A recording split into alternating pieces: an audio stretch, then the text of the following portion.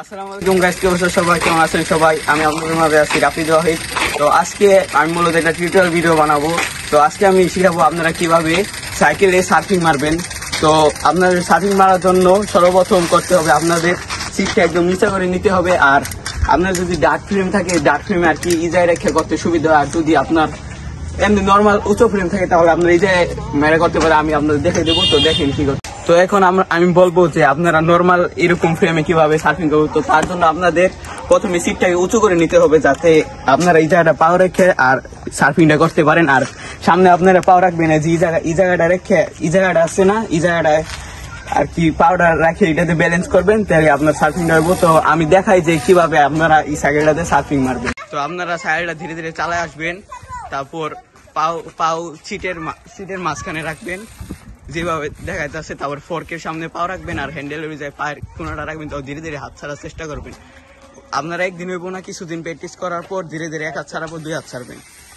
By যেমনি করতেছে আপনারা এইভাবে ট্রাই করবেন।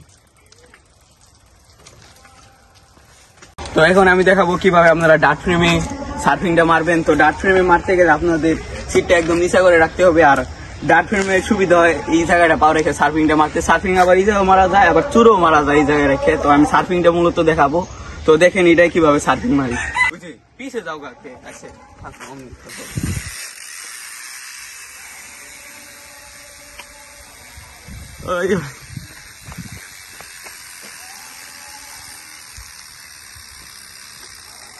তো আমি যেভাবে দেখালাম আপনারা শুরুতে এক হাত দিয়ে ধরে তারপরে ট্রাই করবেন। প্রায় 1-2 সপ্তাহ এরকম ভাবে প্র্যাকটিস করার পর আপনাদের ব্যালেন্সটা এসে পড়বো, তখন আপনারা দুই হাত ছাড়বেন। তো দেখেন কিভাবে দুই হাত ছাড়তে হবে।